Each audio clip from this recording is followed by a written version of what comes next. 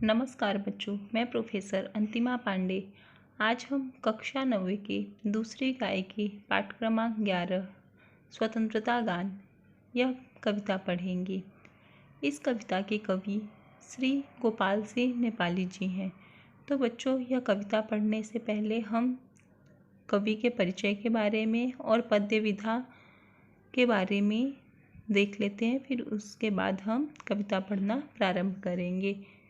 तो बच्चों, कवि का जीवन परिचय मैं पढ़ती हूँ, ध्यान दीजिएगा। स्वतंत्रता गान, इसके कवि श्री गोपाल सिंह नेपाली जी हैं। आपका जन्म 11 अगस्त 1911 में बेतिया, चंपारण, बिहार में हुआ था और आपकी मृत्यु 17 अप्रैल 1963 में हुई थी। आपका मूल नाम गोपाल बहादुर सिंह है। आप हिंदी के छायावादोत्तर काल के कवियों में महत्वपूर्ण स्थान रखते हैं। कविता के क्षेत्र में आपने राष्ट्र प्रेम, प्रकृति प्रेम तथा मानवीय भावनाओं का सुंदर चित्रण किया है। आपकी प्रमुख कृतियाँ जो है वो है उमंग, पंछी, रागिनी नीलिमा, पंचमी, रिमझिम आदि काव्य संग्रह है ये सब। रतलाम टाइम्स, चित्रपट, सुधा एवं योगी नामक 4 पत्रिकाओं का आपने संपादन किया है। पद्य संबंधी यह इसकी विधा जो है वह है प्रेरणा गीत। प्रेरणा गीत वे गीत होते हैं जो हमारे दिलों में उतरकर हमारी जिंदगी को जूझने की शक्ति और आगे बढ़ने की प्रेरणा देते हैं। प्रस्तुत कविता में कवि ने स्वतंत्रता के दीपक को हर परिस्थिति में प्रज्वलित रखने के लिए प्रेरित किया है। तो बच्चों, आइए हम यह स्वतंत्रता गान यह कविता पढ़ना प्रारंभ करते हैं। ध्यान दीजिएगा बच्चों। घोर अंधकार हो, चल रही बयार हो, आज द्वार द्वार पर यह दिया बुझे नहीं, यह निशीथ का दिया ला रहा विहान है। अंधकार यानी अंधेरा, घोर यानी बहुत अधिक ज़्यादा, बयार यानी हवा, विहान यानी सवेरा, निशीथ यानी निशा, रात।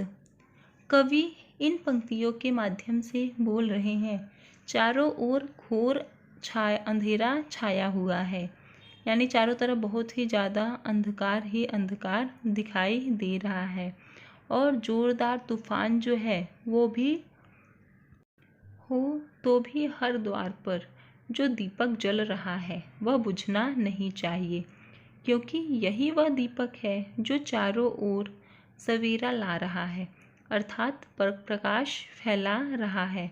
यहाँ कवि जो है, कवि के कहने का तात्पर्य यह है कि भारतवासियों को वो संदेश दे रहे हैं। वो कह रहे हैं कि स्वतंत्रता की जो ज्योति आज हर किसी के मन में और घर में जल रही है, उनके जीवन में जगी हुई है, उसे हमें बुझने नहीं देना चाहिए, क्योंकि भविष्य में भले ही कष्टों से गुजरना पड़े, फिर भी हमें अपनी स्वतंत्रता को बरकरार रखने का प्रयास करना चाहिए। क्योंकि अगर एक बार हम फिर से स्वतंत्रता को खो देंगे तो हमें वापस से फिर से स्वतंत्रता नहीं मिलेगी। इसके लिए किसी भी कीमत पर हमें अपने इस स्वतंत्रता को खोना नहीं है। शक्ति का दिया हुआ, शक्ति को दिया हुआ, भक्ति से दिया हुआ, यह स्वतंत्रता दिया हुआ। रुक रही न नाव हो, जोर का बहाव हो, आज गंगधार पर यह दिया बुझे नहीं, यह स्वदेश का दिया प्राण के समान है। शक्ति अर्थात देश पर मर मिटने वालों ने यह स्वतंत्रता देश की शक्ति अर्थात वर्तमान पीढ़ी को बड़े ही प्रेम से दी है। गंगा की धाराओं पर जो नाव चल रही है वह तूफानों के बीच भी नहीं रुकनी चाहिए और न ही स्वदेश का दीपक बुझना चाहिए, क्योंकि यह प्राणों के समान है। यहाँ कवि के कहने का तात्पर्य है कि जो स्वतंत्रता हमें मिली है वह स्वतंत्रता सेनानियों द्वारा अपनी युवा पीढ़ी को प्रेम और उम्मीदों के साथ सौंपी गई है। एक बड़ी जिम्मेदारी दी गई है। प्रतिकूल परिस्थितियों में भी इस स्वतंत्रता को बरकरार रखना हमारा उत्तरदायित्व है, ऐसा कवि इन पंक्तियों के माध्यम से हमें बता रहे हैं। आगे की पंक्तियां पढ़ती हूँ, ध्यान दीजिएगा बच्चों। यह अतीत कल्पना, यह विनीत प्रार्थना, यह पुनीत भावना, यह अनंत साधना। शांति हो अशांति हो, युद्ध संधि क्रांति हो, तीर पर कछार पर यह दिया बुझे नहीं, देश पर समाज पर ज्योति का वितान है। कवि इन पंक्तियों में हमें यह बता रहे हैं कि यह स्वतंत्रता हमारे गुजरे हुए कल की कल्पना है। आज हमारी यही विनम्रता, प्रार्थना, शुद्ध भावना और असीम साधना है कि चाहे शांति हो अशांति हो, युद्ध हो संधि हो अथवा क्रांति हो, जो भी परिस्थिति हो, नदी के किनारों पर, समाज में, देश में स्वतंत्रता का यह दीप आसमान की तरह अनंत व प्रकाशमान बना रहे। यहाँ कवि ने देशवासियों का हौसला फजाई करते हुए कहा है कि हम सभी शुद्ध मन से बारंबार यही प्रार्थना करते हैं कि देश में भले ही विपरीत परिस्थितियों का निर्माण हो, लेकिन स्वतंत्रता और स्वदेश की भावना का जो दीपक हमारे मन और जीवन में प्रकाशमान है, वह बुझना नहीं चाहिए। हमें किसी भी कीमत पर अपने इस स्वदेश की स्वतंत्रता को बरकरार रखना है, क्योंकि वह दीपक अगर बुझ गया तो हम भी कभी स्वतंत्र नहीं हो पाएंगे। इसीलिए हमें इस स्वतंत्रता रूपी दीपक को जलाए रखना है, ऐसा इन पंक्तियों में कवि बता रहे हैं। कितनी भी विपरीत परिस्थितियां आ जाए, लेकिन हमें अपने इस स्वतंत्रता रूपी दीपक को बुझने नहीं देना है। आगे की पंक्तियां पढ़ती हूँ, ध्यान दीजिएगा बच्चों। 3-4 फूल हैं, आस पास धूल हैं, बांस है बबूल है, घास के दुकूल हैं। वायु भी हिलोर दे, फूक दे चकोर दे, कब्र पर मज़ार पर यह दिया बुझे नहीं, यह किसी शहीद का पुण्य प्राण दान है। कवि कह रहे हैं कि हमारे आसपास जहाँ 3-4 अर्थात कुछ सुगंधित पुष्प हैं, वहीं धूल अर्थात गंदगी भी मौजूद है। बांस बबूल के साथ ही नरम नरम दुपट्टे के समान घास भी है।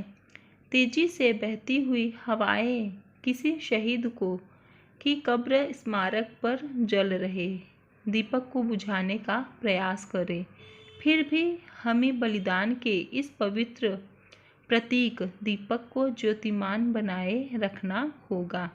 यानी कवि के अनुसार हमारे समाज, देश में चारों तरफ सिर्फ अच्छे लोग ही नहीं, बल्कि कुछ ऐसे लोग भी हैं जो हमारी स्वतंत्रता के दुश्मन हैं। हमें उनसे सावधान रहना चाहिए और प्रयास करना चाहिए कि देश प्रेमियों की शहादत से जो स्वतंत्रता का दीपक ज्योतिमान है, वह हमेशा यूं ही जलता रहे। यानी कुछ भी हो, हमें अपने इस स्वतंत्रता रूपी दीपक को बुझने नहीं देना है। आगे की पंक्तियां पढ़ती हूँ, ध्यान दीजिएगा बच्चों। झूम झूम बदल लिया, चूम चूम बिजल लिया, आधिया उठा रही, हल चले मचा रही, लड़ रहा स्वदेश हो, यातना विशेष हो, क्षुद्र जीत हार पर यह दिया बुझे नहीं, यह स्वतंत्र भावना का स्वतंत्र गान है। कवि कह रहे हैं कि आसमान में घने बादल छाए हो, बिजलियां कड़क रही हो, आंधियां चल रही हो और चारों तरफ हाहाकार मच रहा हो, हमारे देश में युद्ध चल रहा हो, बड़ी से बड़ी तकलीफ का सामना करना पड़े और चाहे जितनी बार हार अथवा जीत मिले, हमें उसकी परवाह किए बगैर स्वतंत्रता के इस दीपक को बुझने नहीं देना है। यही स्वतंत्रता की भावना है और उसका स्वतंत्र गान है। कवि कहना चाहते हैं कि स्वतंत्रता की राह पर आगे ढेरों मुसीबतों का सामना करना पड़ सकता है। कई बार हमारे देश में व देशवासियों को असहनीय कष्ट से गुजरना पड़ सकता है, लेकिन उस कष्ट की चिंता किए बगैर हमें अपने भीतर स्वदेश और स्वतंत्रता के दीपक को दीप्तिमान रखना है। यानी अपने स्वदेश और उस पर जो स्वतंत्रता का दीपक हमारे देश में जल रहा है, हमें उसे किसी भी कीमत पर बुझने नहीं देना है, क्योंकि यह स्वतंत्रता का जो दीपक है, यह स्वतंत्र भाव से हमारा गाया हुआ स्वतंत्र गान है। हमें कोई भी कीमत चुकानी पड़े, लेकिन हमें इस स्वतंत्रता रूपी दीपक को बुझने नहीं देना है। तो इस तरह से बच्चों, हमने यह स्वतंत्रता गान, यह कविता पढ़ा और इससे हमें यह प्रेरणा मिलती है कि हमें अपने देश की स्वतंत्रता को हमेशा बनाए रखना है। अगर कोई भी कीमत चुकानी पड़े, फिर भी हमें इस स्वतंत्रता रूपी दीपक को बुझने नहीं देना है। यह दूसरी इकाई की अंतिम कविता थी बच्चों। अब यह समाप्त हुई। धन्यवाद बच्चों। स्वस्थ रहें, अपना ध्यान रखें। बाय बाय बच्चों।